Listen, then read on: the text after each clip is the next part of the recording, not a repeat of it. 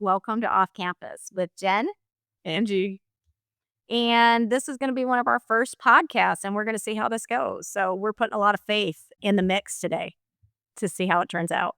To be fair, this has been in the making for how many years? I know, 3 at least since I was in pre-K. 4? We're going on year 4. Real life, it gets in the way. I think that's why it's been 4 years. So, anyway, push come to shove, we decided that we were going to follow through and start out this thing. So, we're going to try to keep it together and keep you on track and talk about the great things that are going on our campus and then what happens when we get off campus and life takes a mix. Real life. Yes, one day we will talk about the old lady problems that exist. So we're going to start up our segment and just kind of introduce ourselves. We're going to talk about how we met. And honestly, I know that I had her son as a 4th grade student. And I remember meeting her at Meet the Teacher. But I asked her the other day, I said, "What was your first impression of me?" And I'm gonna let G take over and she can explain that one to you. She had a stank face. I'm gonna spit my coffee out. I was just gonna no. And she was sitting down. Mind you, her switch teacher was my son's homeroom teacher. And I met such a different vibe. Like, she was just had a whole presentation. We all sat in chairs. We listened. And she was very welcoming. That's not your age. That's the switch. Very structured. And just excited to be there. So then we come over to meet the switch teacher because in 4th grade you have to. And I see Jen, and she, I guess, maybe she was overwhelmed from her homeroom class, or maybe kids didn't show up. I have no idea. But nonetheless, she was sitting, she had a stink face on, and Jeff and I, my husband, went to go introduce ourselves, and she just kind of looked at me, very reserved and trying to, I would say puzzled would be the best face. Stank face puzzle. If that makes any sense. So in my head, I am envisioning, if you've seen all those Barbie memes where they do the Barbie face and it's like you see the teeth and it's making these horrible eye faces or eye movements.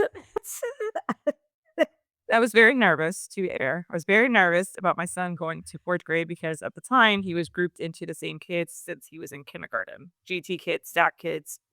Mind you, it was not GT, but I don't know how he got he had good behavior. He wasn't a straight A student, so maybe that was the reason. But nonetheless, he was having a hard time with making friends. So then I really, really pushed for him to be in a different classroom placement where he wasn't grouped with the same kids. And going into Jen's class, I was very nervous, cautious because this was completely new and not the same kids and same teachers. And she just looked at me. Well, and to be fair, from what I remember from our first interaction, she was like a helicopter parent. So she's one of those that was like right there talking, and it was a little overwhelming, I'm not gonna lie. I guess until she said that to me, I never realized, like, I'm very expressive with my face all the time, but apparently that was off-putting to her in the beginning, and I mean, granted, this was 6 years ago. So Was it longer than that? well, he's in 11th, right? Yeah. Okay. Yeah. 10 to 9, 9 to 8, 8 to 7, 7 to 6, 6 to 5. Mm-hmm. Yes. Anyways, So yes, like longer as you so openly shared. listen. Nonetheless, I was happy he was going into a new environment with different children that were. My hope was like-minded, where he would make friends because he really, really struggled with it. And I was nervous, but she assured me that he was going to be fine. He's going to be fine, just like that.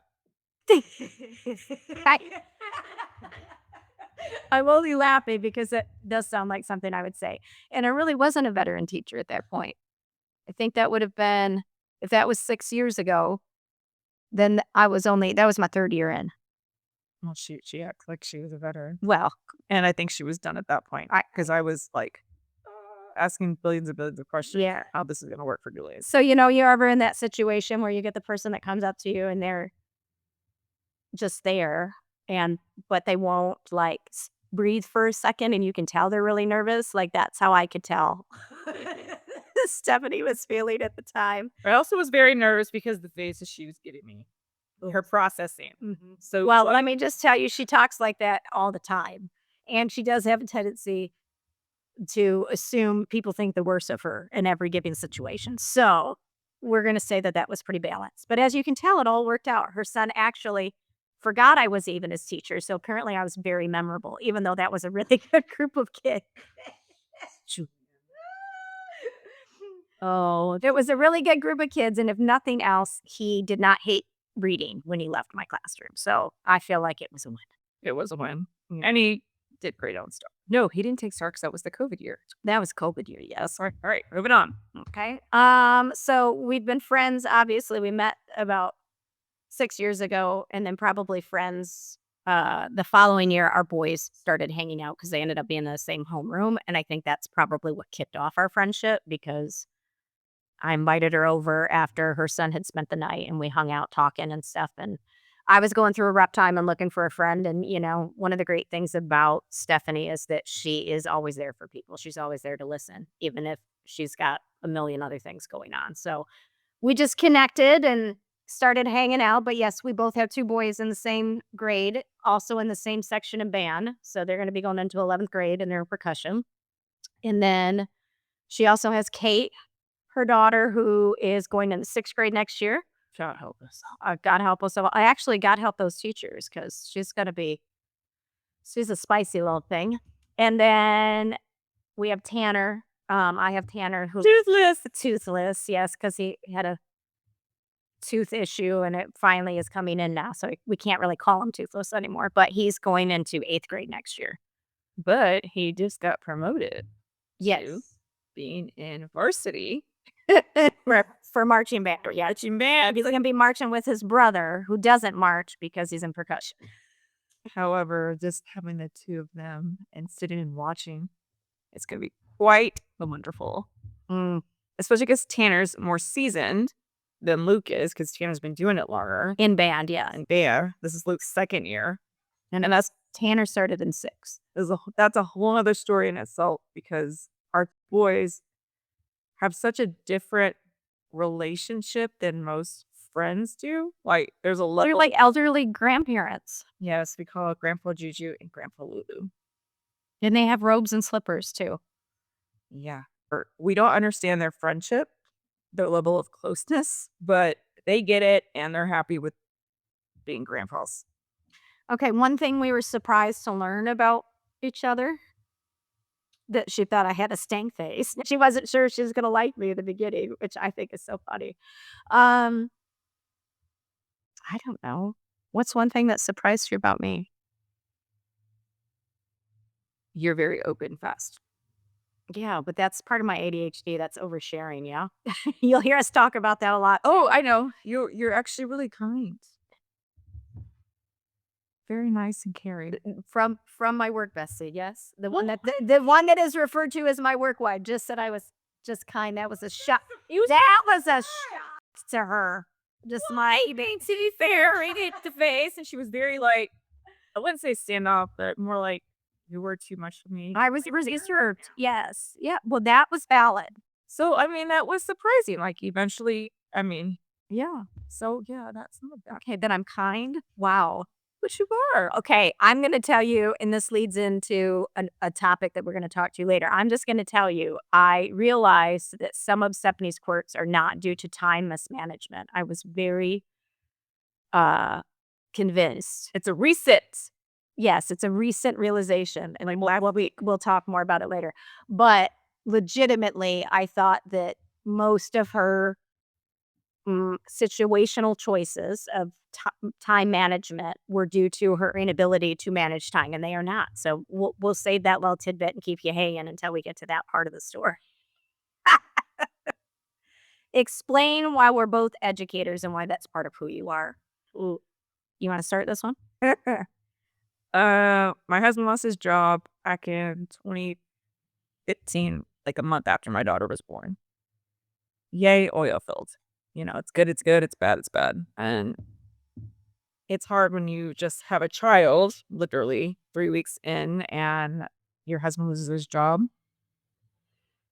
Well, thankfully we had a ton of money saved up that got us through for 6 months. He was unemployed for 8. So that was really tough, but I needed to find a job that worked with Julian was in preschool, pre-K, but where I'm not spending like $2,000 on daycare. And that was the reality of it then. I don't know how much daycare costs now, but I'm pretty sure it's really, really expensive. So Julian was the preschool that Julian was at. I happened to pick up his tax forms and they knew the situation and they're like, "Hey, how about you come and work at our preschool?" And I was like, "I don't like kids like that. I love mine because they're mine, but past that, no." And they're like, "Hey, you won't have to pay for Caitlin's tuition." And I was like, "Okay, this could work." And then that's how I got into education. 5 years later, my school shuts down. I needed to get another job that worked with, again, the kids' school schedule. Julian was going to be in 5th grade and Caitlin was starting kindergarten. So it was the perfect time to make a transition to the campus that obviously Jen was at. And I went for it and here we go. And your kids were at too, which does make a big difference. Anybody that works in the education field, if you get a job at your home campus with your kids on their schedule, it makes Oh, it's perfect. well, it's a balance, right? It makes life a lot easier, but then you're there all the time with them, so you have no break, which is a totally different environment than working outside of school. So my educational story is similar. So I grew up with two parents that were teachers in Michigan. My dad was in high school, English and history teacher, and then was a coach before that. And then my mom moved around a lot within the same campus. They both taught for a small area called Grand Blanc. It was a very little district. Like it was so eye opening moving to Texas because we had one little high school. Like my graduating class was like 435 and we were big. We all only had one high school, one middle school, and then 5 elementaries that fed into it. Well, we have like what, 6 of those within our district? 8. 8, okay, 8 of those But I'll be 9 next year. within our own district. So that was like my whole state that we played against. Okay. So both of them were teachers. My dad said, "Don't go into education. Whatever you do, don't go into it." My mom was like, "Do whatever you like." So I started off as a double major in dance and business. And then I dropped the business and went to dance and education. Then I dropped out of school all completely, was working in retail and teaching classes at my dance studio and a couple other area ones. And then got married and moved to South Carolina. And when we did that, I was still teaching dance, took some classes, was working retail as well. Then my then husband got a job and it moved us to Texas. And it was again in the oil industry and he got laid off. So I'm thinking to myself, I have some college in, what can I do to get a job? I finished my degree online and done instructional training and design because after doing retail, I really wanted to create learning environments for adults. And I thought I'd be really good at that. And I already taught lots of kids and some adults in the fine arts field. But because I had a baby at that time, I could not do internships, right? Because I couldn't drive, I couldn't pay for the daycare, even though he was working. So when he got laid off, I said, what can I do that's going to get me in quick, that is going to be reliable? Because we're going to need insurance because this is baby 2 is here and I don't know what to do. So I went back and got my alternative certification.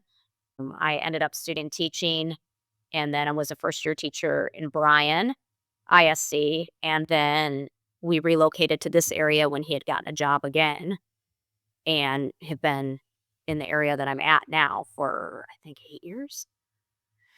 I think about 8 years. And then what decided that I wanted to be out of the classroom. Not that I didn't like it, but just that my management style was different than what I saw with a lot of other teachers. And I knew that like kind of behavior was my thing. So I went and got my master's in education and with a focus on school counseling. And I'm now a school counselor. And I really enjoy that aspect of my life. Which, by the way, super duper proud of her for doing that. However, none of us in a million years thought she'd be counselor Jen. I don't know how I'm supposed to take that. Because, like, she marches to her own drum, and that's a really good thing because most in education, if you've been doing it for so long, you're set in your own ways. Mhm. She had many different, changes. Oh, yeah, light changes, Life changes and, classroom changes. I got moved around a lot. I was like the pitch hitter. So seeing that, and we got to open, the campus that we're currently at, which was incredible. We have never opened up a campus. I say take the chance to do it. It just Okay, she says that now, but I'm gonna tell you what, going through the process, this girl was not that was not okay. no, she was not. So great hindsight reflection. I was going to get there. It was one of the most rewarding things in my career.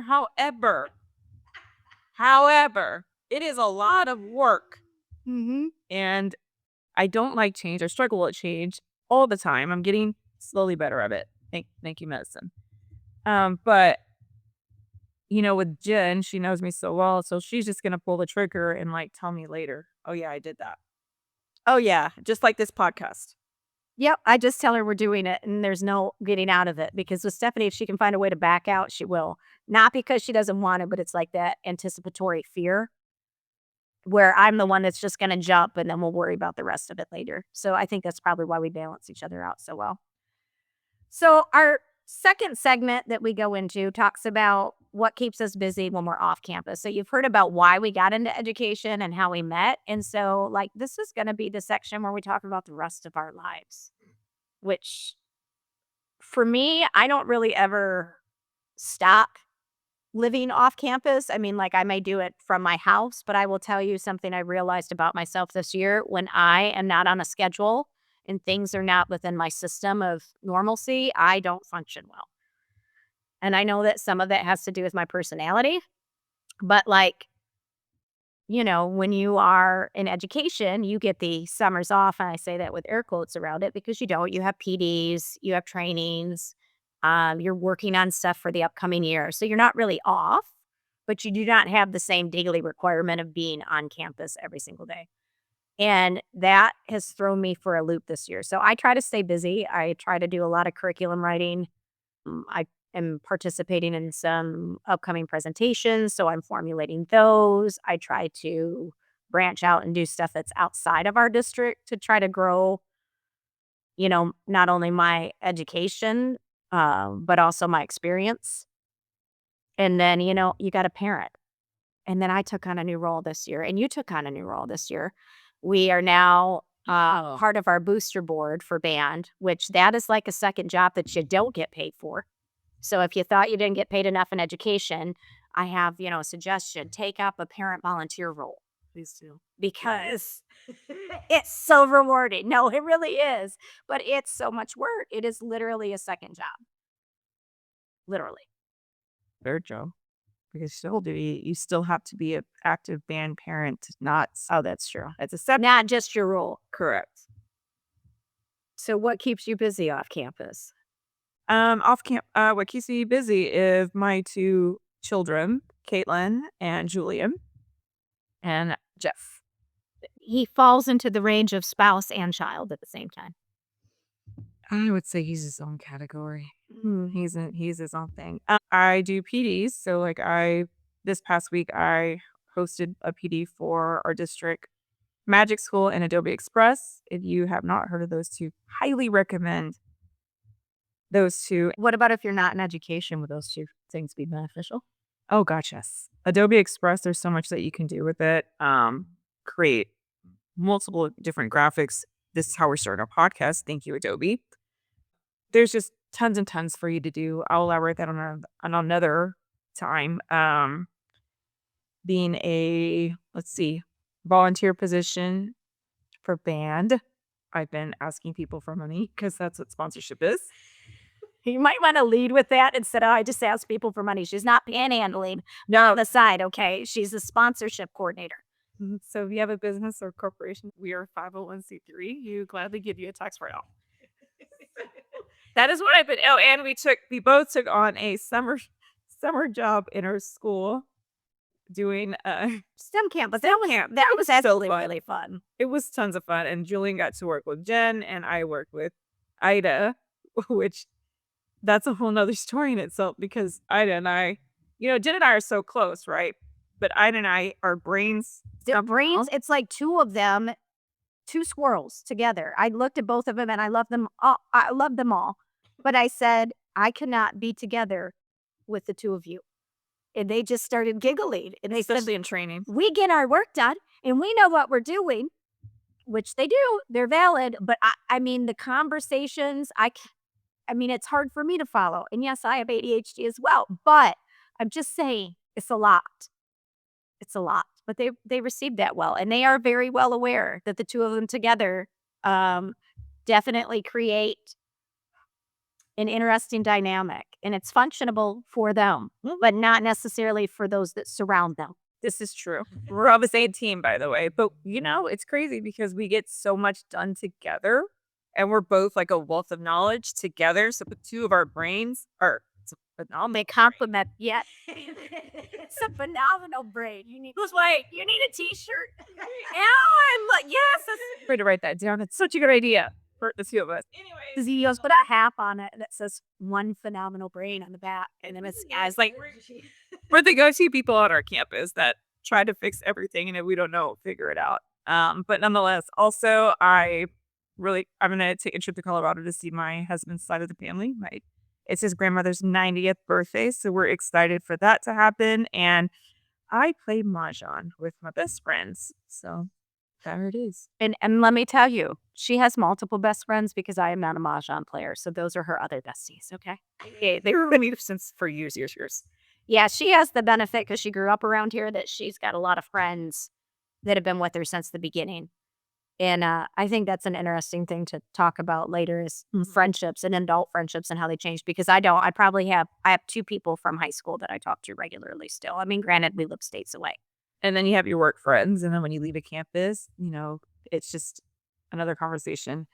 Oh, yeah, and I'm constantly learning, and I'm in school, by the way. So let's just add to all the layers to keep up with my certifications with Adobe, Magic School. Now I'm a part of the Opera Crew. So I'm ambassadors for all of these incredible AI companies that are for educators, but also you can use them, not strictly for education. So I'm constantly learning because with technology and AI, it's evolving. So I have to make sure I up to par. Therefore, all my knowledge in my brain, I can share it out to our people at work. If you go back and you talk about like why we started this podcast, I think it's interesting, not because, one, we're hilarious, if you haven't figured that out already. Like our dynamic is pretty good. And actually, we really started thinking that we needed to have a podcast, at least in my head, when we were at the band defense working because at one time she was not there and it's, groups of parents, you stand around. I had moved surgery on my foot. Okay. Yes. And I did have to tell you not to come because you were going to come anyway. But it was so sad because the humor or the fun factor of it wasn't there.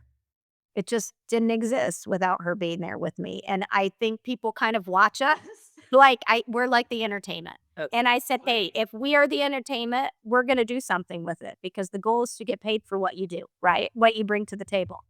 And we bring the fun. Yeah. And sometimes I wonder why people ask us, I'll say in the work environment, our friends at work, they invite us to come hang out with them. And now I'm trying to figure out, they just want to look at us and laugh. So I think we should have a tip jar.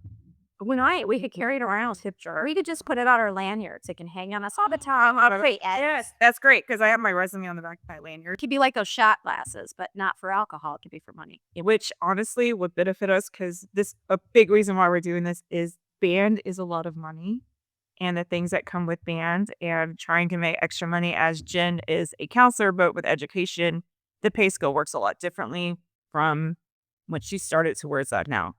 And I'll let her get into that a little bit just because like first year teachers get so much more than veteran teachers, if that makes any sense. Well, I get it. We just don't have the structure within our school systems to get everybody at the same pay scale. Like in my head, in an ideal world, right, which business world works this way to some extent, if you are raising new hire salaries, then you are bringing your current staff up to the new hire rate. Yeah. Because a brand new person with no experience, in my head, should not get the same thing or get more than somebody who's been teaching over 5 years in that environment. And their longevity or seniority, although it may be honored and respected in the way that you run your team or the extra volunteer positions that you get as you have tenure on a campus, the financial scale doesn't need it. Now, we get raises every year. In Texas, I'm not complaining. Our district pays well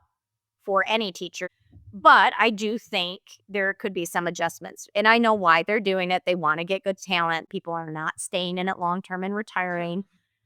We lost a lot this year. There was high turnover. And it wasn't for retirement. But people get burnt out real quick for whatever the reason, whether it's valid or not, right? And so or maybe they just decide I'm here and it's not for me anymore. Um So I get why they wanting to start that quality of life great for these teachers. I mean, when I started, I broke it down and just for school hours, I was only making $18 an hour, which is what a Bucky's employee makes. And that was not in the current district. Right. So with a 4-year degree, I was making the same thing that somebody working retail that does not need a full pays really good too degree was making. And so that's disheartening, right? And you see a lot of stuff online about teachers need to get paid better. Well, yeah, because they're creating the doctors and the lawyers and the pro basketball players. But I think there could be a shift in compensation. Not that they're not trying to do things. I just think it's not okay to bring in brand new people and not bring your salaried staff who has been there and shown accountability and consistency up to the same level. And they have a new program that's supposed to help level the playing field, which is the TIA program through the state, where they give teachers raises based off their growth. They have to pick a point of reference, like, for example, we're using a MAP test. And if the students show growth, they then go in a lottery and get compared to other teachers within the state. And then based on their growth points, they can get pulled to get sizable stipends or sizable rate increases, which is wonderful. But counselors don't qualify for that.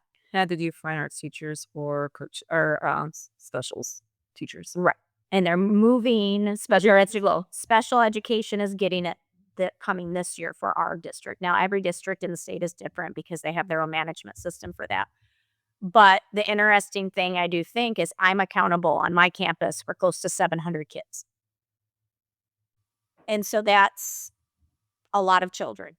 Now, I'm not accountable for everything for them, obviously. I'm not direct instructing all of them individually, but I am meeting with all of them at least once a month because we're doing our guidance lessons or whatever. And we don't qualify for that TIA raise because we're not promoting their educational instruction.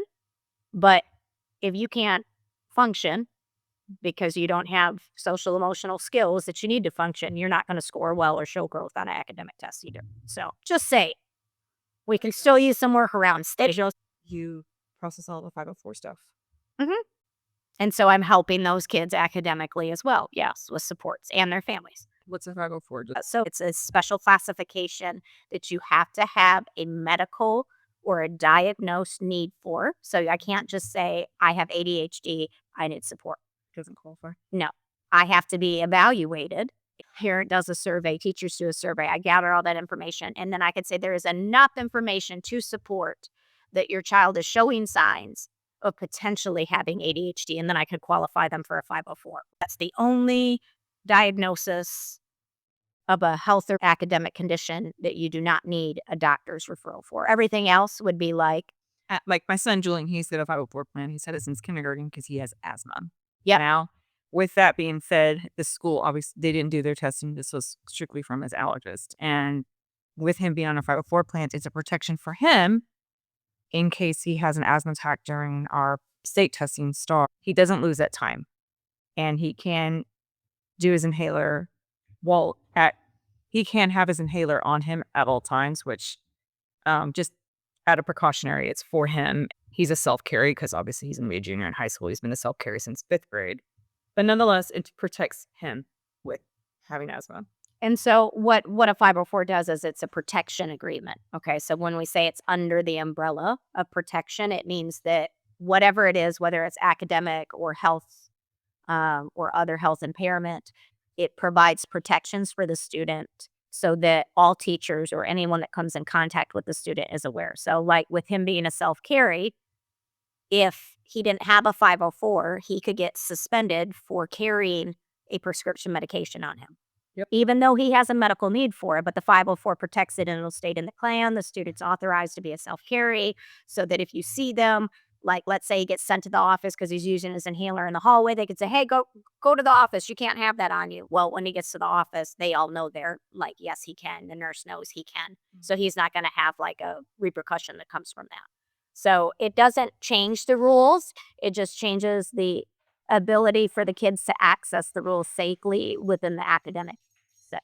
Yeah, and it's something we evaluate every year. And a side point on that, I just want to say there's a lot of misinformation out there about student rights. So don't always believe everything you hear, even on this. It's just misinformation. It's not that people are intentionally putting it out there negatively or to be wrong. I'm just telling you as a parent or as a listener, if you have kids that are in school that qualify or might need to qualify, make sure you do your research and ask questions because everything is going to vary depending on what campus you're on. And it's case by case. Yep. Okay, rapid fire. I'm really excited for this part because I think this is going to be quite fun. It's going to test our knowledge of each other, but just also provide you with some great info. So, coffee order for Stephanie. She doesn't drink coffee. She doesn't even like the smell of it. I'm surprised she's not saying something for my cup that I have sitting across from her. Kind of small. Kind of allergies. What's mine? Black like her soul. That's right, just straight black. I like an Americano, but again, not with cream. She likes black. Okay, what's your favorite comfort food? God, we talked about that. Oh, I snack. Should I just Snacks are her comfort food for sure. Yes, and when people at work don't have food, they just come into my closet and just grab random stuff. She could really supply you, like, if there's gonna be, like, a big event, you could lock yourself in Stephanie's closet at work, and you'd be safe for a long time. They would never find you. 'Cause there's No, they'd find you because they know where the food is. Oh, yeah. But yes, I snack, and to be fair, my snacks are they're not bad. They're not bad snacks. They're actually healthy snacks. What's my favorite? Do you remember? It used to be French fries. French fries are wonderful, but then, you age and you get the tests and they say your cholesterol's getting high, and then you get the sludge in your tummy and you can't do the French fries anymore. Another topic of conversations, we both have really terrible GI tract systems. I don't think they wanna hear about that. But then I have a bacteria infection right now, and I'm fighting, and it's gonna take 2 months to get over. Okay, comfort food. Dark chocolate. Yeah, dark chocolate. She likes the dark chocolate, same as me, because I have bunches of different types of dark chocolate. It's with carb. But definitely nothing nuts. Nothing with nuts for this And we need to bring awareness to the tree nut allergy family. But again, another topic of conversation. Hers is dark chocolate, caramel on the inside with salt. I do like the little Sausage on the outside of it, which caramel. if you know me, I have like different variations of that in my classroom, which people just randomly come in. How much chocolate you think you went through this year? A lot more than I did in the years past. All right, biggest pet peeve. Yours? No, I know what mine is. What is yours? Follow through. Follow through. So we did say mine is incongruence, right? Like not doing what you say you're going to do. Very similar to follow through. But I do hate that for school. It's the misuse of tools. Ooh. Like if you're running with scissors or you're spinning your pencil on the table Or eating it. eating the pencil. Yeah, I'd rather you have a true thing. Ooh, I got a new one. Eating Eating the Neatos. I think just squishies in general. I hate They said that they said they're made with sugar. That's what the kids are saying. corn syrup. They said corn syrup, but they're not. I told them they would have a food warning label on them. But yes, children, They won't even read that. no, children are cutting them open and eating them. So parents, please, if you're listening or anybody, Check your kids' check your kids' Neatos or squishies because they are eating them. We saw it at our science STEM camp. It's disgusting. Okay, introvert or extrovert? We had a long discussion about this. I'm still an introvert. She is not an introvert. I need to give her a test because I'm telling you what, this woman talks to everybody all the time. No, I don't. She says she doesn't, but she does. And she's at conventions and stuff and talking. Now, does she have social anxiety around it? Yeah. Oh, maybe that. Okay. Okay. Yes. Yeah. But she is out there. Okay. When she's hosting a party, she is talking to everybody. People that are introverts don't do that. They don't even want the people at their houses. I don't want anybody at my house. Jeff does. He's a hoster. He hosts. So I brought up that I think I'm an introvert, which is a new term. How do you spell it again? Oh God, I don't know. I wrote it down on something. I'm not a speller. That is not my forte. It's like OTROVERT. So look that up because I didn't know what that was. So it is a combination of an introvert and an extrovert. So like I am extroverted when it comes to being around people, but I don't feel the need to conform to social norms. So like if you could see me, I'm pretty eclectic in my dress style, in how I cut my hair, in my mannerisms. Like it's different than the majority of people, I think. But then when I'm at home by myself, like I'm literally in PJs on the couch. I don't want anybody talking to me. I could sleep very long periods of time because it takes me a long time to emotionally recover. So for anybody that does like anagrams, I'm an INF. I read energies in a room and I'm very absorbent to people's emotional state. And so for me, like I love talking to people. That's what I do. And at school, that's what I do, whether it's adults or kids and as a counselor, but I absorb a lot of it. So it takes me like long recovery time afterwards to kind of like displace or discharge the emotional weight. So Ultravert, look it up. I thought it was English. Maybe I'm that too. You still got to send me that link. But oh yeah, and piggyback on what she just said. Her office is Alice in Wonderland, Mhm. and she has a red couch and a chair. Thank you to my old school. Thank you to my Right. bestie. No, well, not me. It was the Well, you gave it to me. because I couldn't use it in my computer lab, but nonetheless, that was supposed to be my couch. And now it's the kids' couch when they come in and sit down with her. I was like, "You need these 2 things. I guarantee you it's gonna be utilized by me. Me. It's Not." a kid's couch and she sits on. Actually, all the adults do. They're very Yeah. surprised that they can get up afterwards. So that was, very new for me this year having to Share your couch. share my couch and my time and my random pop-ins like, "Hey, how's it going?" "Oh, there's somebody on the couch." So I got less couch usage this year. Maybe I was, um I was not being selfish because I was like, "That's my time, my couch. I'm supposed to sit in here and decompress, and I can't because there are so many people in here. So I can't go to the couch and just sit quietly and eat my food or just sit." I don't talk to Jen. I just sit on the couch, and she just looks at me and she works, and I'm there for like 5 minutes. I take a breather and I'm out. But now that has been tremendously reduced this year. So I had to go figure out another place to go. Sometimes people just need a breather. Yeah, because I can't go in my room because everyone's in there randomly, which I love my people, but it's I Too busy some. too busy and I've had to hide under my desk a few times. All right, so we're gonna have to move on to the final bell, which is our closing segment because we've gone 40 minutes already. Can you believe that? Oh my gosh, that's another episode then. I know. So when we go to the closing segment, we're gonna do every episode with one thing we're loving, one thing we're leaving behind, and one thing we're looking forward to. So what is the one thing that you love this week? I got to deliver a district PD for our school for Magic School, Adobe Express, and Aqua by Adobe. So if you have younger kids, Aqua by Adobe is incredible. There's no ads. It's learning. It's creating.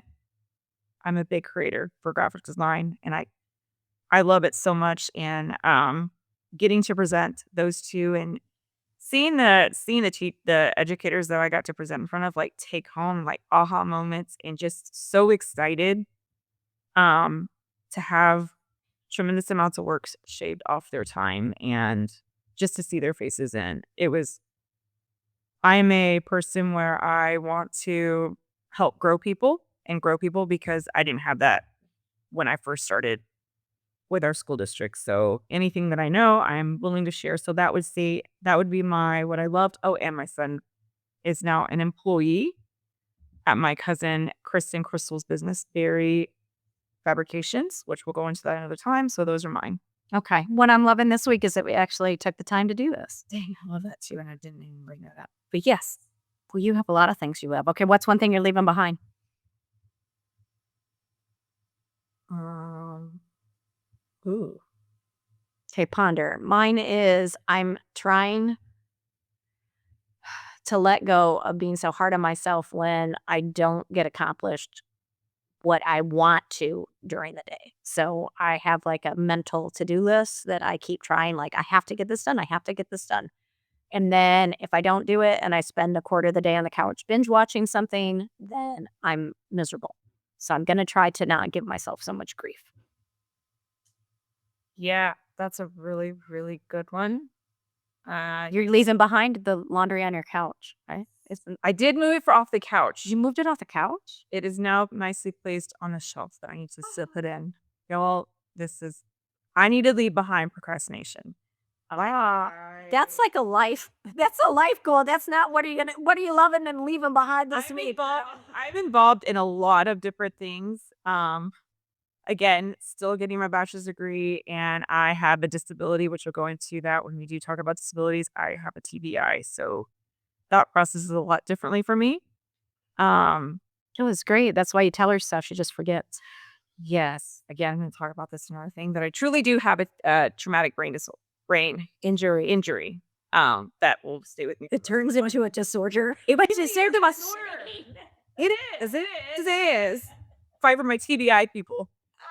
So yeah, I'm gonna leave behind trying to be procrastinator and getting my legs together.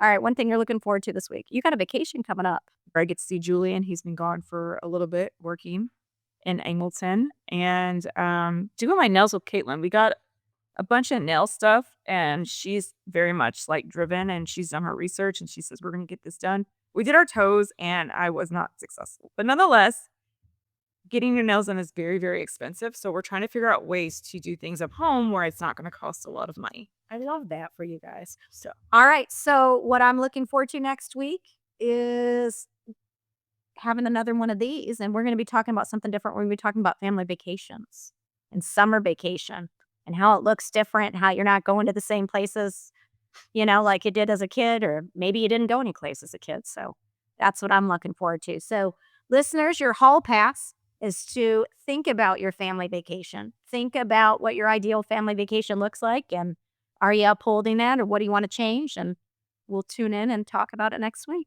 Thank you guys for joining us. We really, really appreciate it. We hope you enjoyed our segment and that you come back and listen again. And hey, we were being structured. That is a goal. Don't pat yourself on the back. Hey, as educators, you have to set goals. That's objectives. So our goal is to stay on track in time management. Maybe that's my goal. Yes, I love that for her. Okay. All right. We'll talk to you soon.